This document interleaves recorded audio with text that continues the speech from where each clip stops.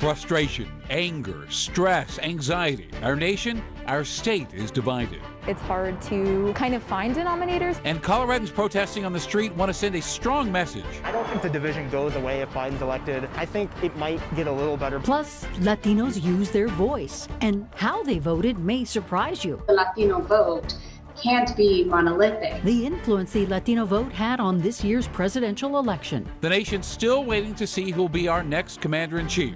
I am here to report, when the count is finished, we believe we will be the winners. Election day turning into election week with key states still counting ballots. We're going to win Pennsylvania, but they're trying to cheat us out of it. The president taking legal action, an attempt to stop the counting. These attempts to subvert the democratic process are simply disgraceful. Our election coverage on Denver7 continues right now.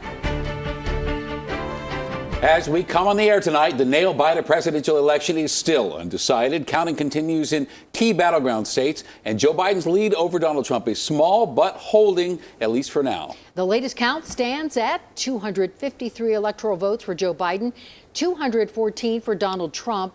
Those numbers are from ABC News.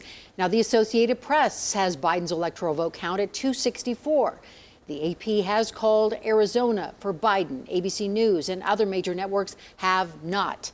Of course, 270 electoral votes are needed to secure the presidency. And when you went to bed last night, if you did, President Trump seemed to have momentum, some big early wins. And then throughout today, former Vice President Biden's vote totals chipped away at that, with crucial states of Michigan and Wisconsin being called for him. And Biden is not declaring victory tonight, but says it is within reach. Yeah, clearly the race is still too close to call. So let's check in on those states that could decide this race. So we start in Pennsylvania, where the race is tight, and you can see just how close, 51% to 48%. And then as we turn to Georgia, Trump and Biden still locked in a tight contest there to secure votes. This one is even tighter. And both campaigns say they are confident they can take the state. And early this morning, Trump prematurely claimed he carried Georgia, but as you can see, it is still so close, 50% to 49%. All right, let's go to Arizona now, which has been called for Biden by some news organizations, but not by ABC News. 48 to 51, Biden holding on to a lead right now in Arizona. 600,000 ballots, by the way, still have not been counted in Arizona. In Nevada now, the Silver State, election officials say they're not going to release any more results until tomorrow. So we're going to stay right here with these results after those 6 electoral votes up for grabs. 49% in the state of Nevada. Now, North Carolina has not been called yet either. At this hour, President Trump has a slight lead, 50 to 49% in North Carolina tonight. Wow. Wow is right. And tonight, the night after the election, here we are, and Denver7's breaking all of it down 360 style. Our Denver7's Addie Guajardo looking into how the Latino vote played a role in this election here in Colorado and across the nation. And Gary Brode is with protests here in Denver, showing just how divided we are right now. We're going to check in with both of them in just a minute. And first, a look from Air Tracker 7, because crowds, well, they've dispersed now in downtown Denver, but it was really quite a different story just a couple of hours ago. We saw flares being thrown. Thin blue line flags and a Trump flag were set on fire. Again, this is in downtown. And Denver police say a fire was also lit in a dumpster. We also saw several windows busted out on businesses along Colfax.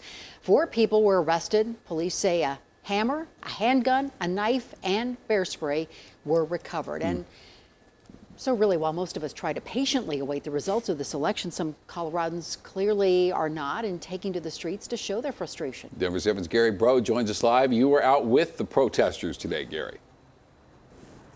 Yeah, Shannon, really, it was a tale of 2 different protests. One earlier in the day was peaceful. It was small. It ended very quickly. And then there was the other protest you just mentioned, where it was violent. It went into the streets for several hours. And really, that second protest, some may say, is an example of why our country is divided.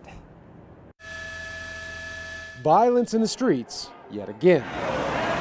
This group showing their anger for the way things are in our country. Earlier in the day, this small group, organized by the Students for a Democratic Society, joined for similar reasons, just in a different protest. Even if Biden wins, right now, we're about continuing the movement. You know, it's not oh, Biden's president, now we can all go home and stop going to protests. Everything is politicized down to the clothes we wear, how we speak, you name it.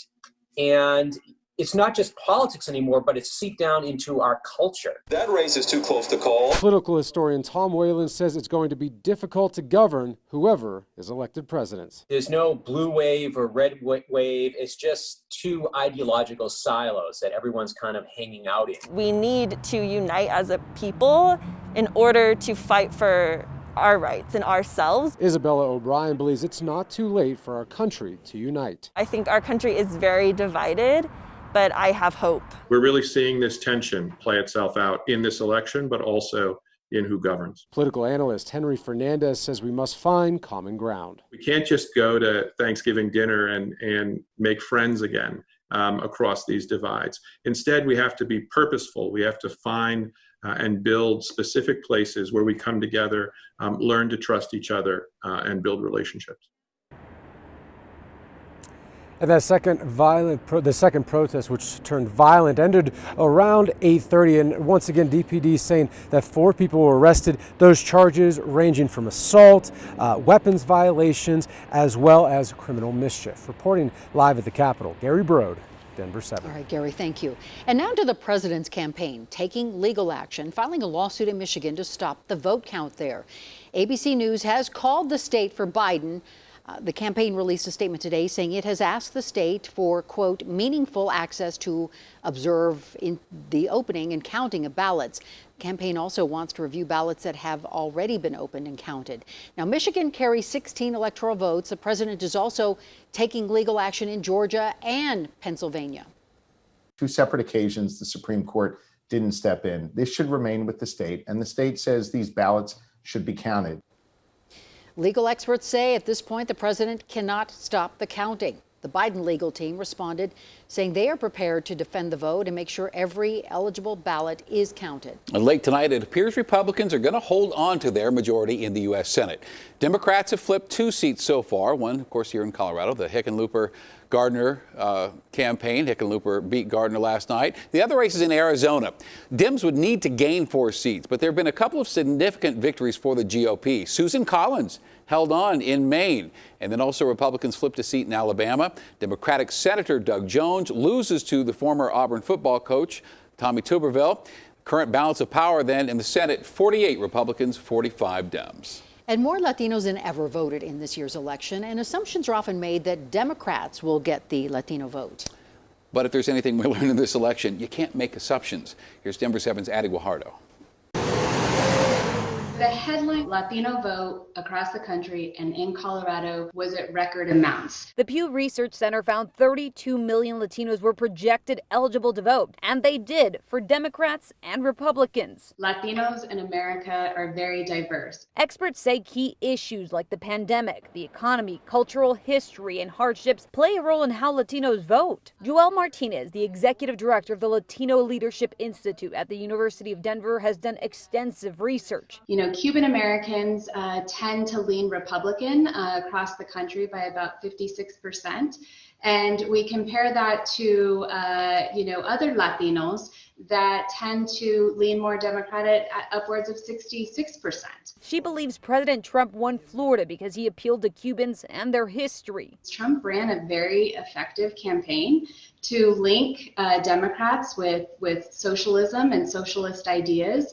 And that was quite compelling, not just to Cubans. Meanwhile, in Arizona, Latinos who mostly identify as Mexican Americans supported former Vice President Joe Biden. A political science assistant professor at the University of Denver says it's in large due to hostility under Republican leadership they've experienced while living in Arizona. He says age also plays a role. The Cuban American vote, that's a relatively old demographic.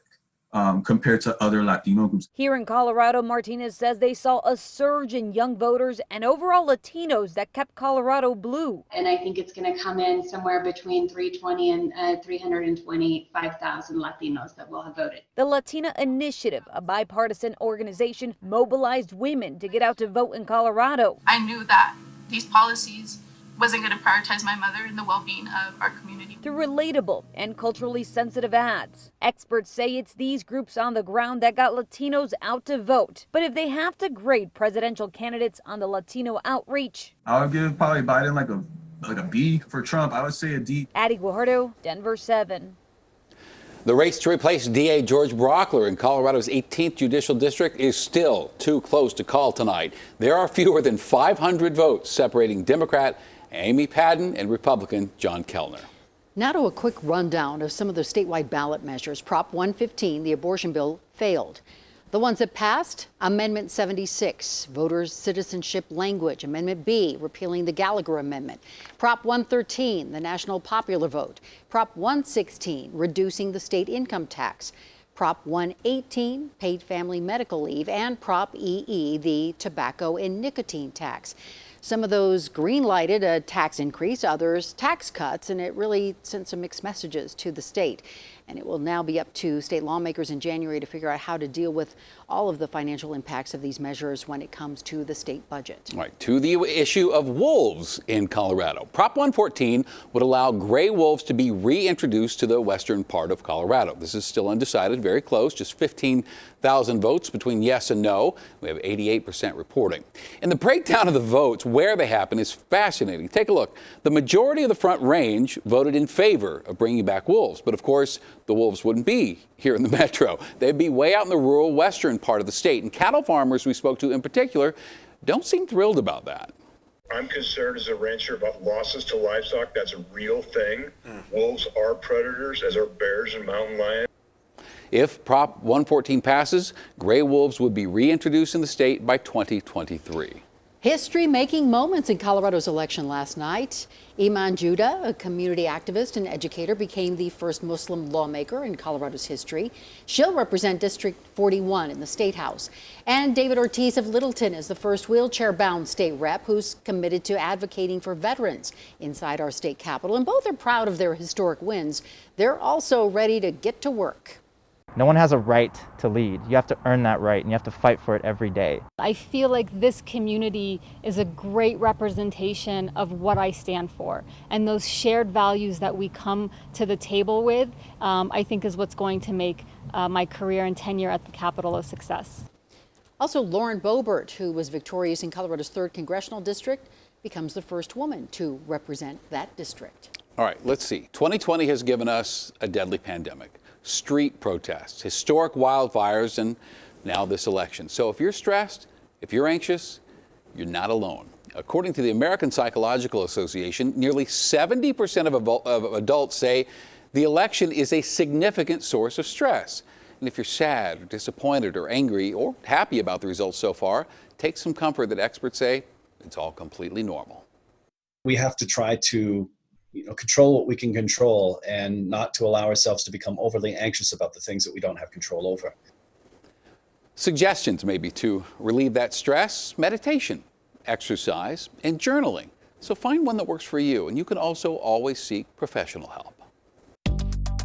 I think we are on the brink of doing something bold. Finding a place for those experiencing homelessness to camp safely. This is not a matter of one-upping anyone else within city administration. Another pitch for a safe outdoor space, and this time from a Denver church hoping to become part of the solution. Another day of record highs, but we do have snow in the extended forecast.